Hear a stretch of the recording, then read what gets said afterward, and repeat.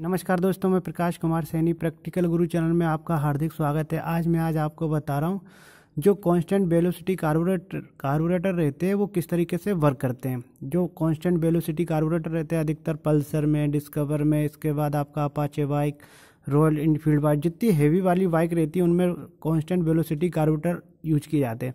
तो इसके अंदर कौन कौन से पार्ट्स लगे रहते हैं, उनका क्या काम रहता है और किस तरीके से वर्क करते हैं। तो सबसे पहले आपको देख रहा होगा ये वाला रहता है, ये आपका एक्सीलेटर वाला रहता है, दिख रहा है, आरपीएम स्क्रू बोलते हैं, इससे हम आरपीएम को कम ज़्यादा कर सकते हैं। ये वाला आपको दिख रहा है, ये वॉल्यूम कंट्रोल स्क्रू रहता है, इसकी सहायता से हम क्या रहते हैं, जो एयर और फ्यूल का मिक्सचर रहता है उसको वॉल्यूम को कंट्रोल करते हैं। तो आज मैं पूरी आपकी सेटिंग बताऊंगा कि पल्सर की कितनी सेटिंग रहती है, डिस्कवर की कितनी सेटिंग रहती है, अपाचे बाइक की कितनी सेटिंग रहती है। यदि आप इसके अनुसार सेटिंग करोगे तो आपकी गाड़ी बहुत अच्छा एवरेज देगी। तो इसके अंदर सबसे पहले 4 सर्किट रहते हैं, starting circuit, pilot circuit, progressive circuit और मेन सर्किट।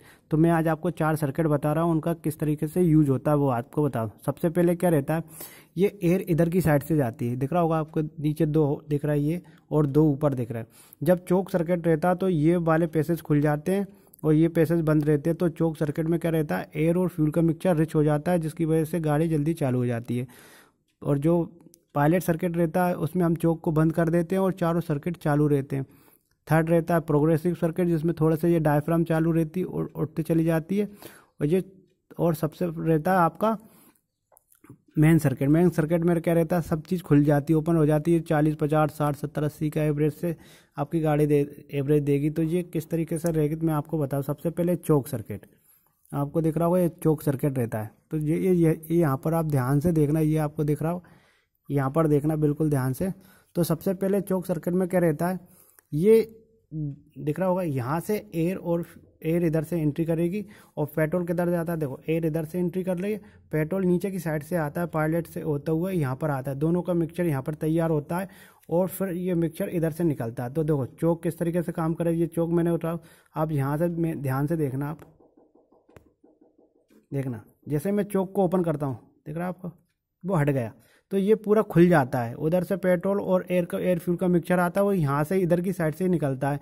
तो जो ज़्यादा रिच मिक्सचर रहता है, यानी एयर और पेट्रोल की क्वांटिटी, एयर की क्वांटिटी कम रहती है और पेट्रोल की क्वांटिटी ज़्यादा रहती है। तो यहाँ से ये जैसे हम चोक लगाते हैं तो एयर और फ्यूल का मिक्सचर रिच बनता है और इधर की साइड से ये सिलेंडर हेड के अंदर आ जाता है। तो ये सबसे पहले ये चोक सर्किट रहता है। ये वाला सेकेंड रहता है आपका पायलट सर्किट। पायलट सर्किट में क्या रहता है, ये चोक को हम बंद कर देते हैं। तो पायलट सर्किट में क्या रहता है, फिर एयर इधर से आएगी और पेट्रोल इधर जो पायलट से होता हुआ कहाँ पर आएगा मैं आपको बता रहा हूँ, ठीक है। एयर तो आपकी इधर से आएगी, इधर से पायलट जेट से होता हुआ इधर की साइड से होता हुआ, देखो जो पहला आपको ये होल दिख रहा है यहाँ पर, ये भी छोटा सा, तो यहाँ से निकलता है। तो आपको देखो एक ये डायग्राम में भी बता रहा हूँ। तो जो स्टार्टिंग सर्किट रहता है वो किधर इधर से जाएगा, इसके बाद यहाँ पर से निकलते हुए इधर आएगा। और प्रोग्रेसिव सर्किट में क्या रहेगा मैं आपको बताता हूँ।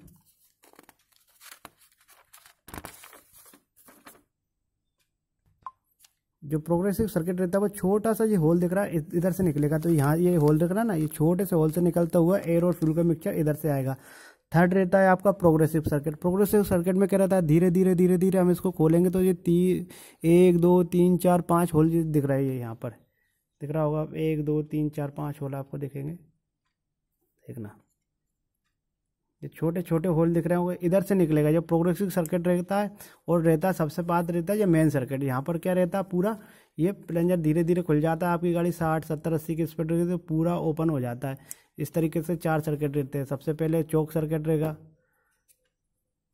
ये चोक सर्किट रहता है, ये प्रोग्रेसिव सर्किट रहता है, पायलट सर्किट रहता है, फिर ये प्रोग्रेसिव सर्किट रहता है और मेन सर्किट रहता है। इस तरीके से 4 सर्किट रहते हैं कांस्टेंट वेलोसिटी कार्बोरेटर के अंदर।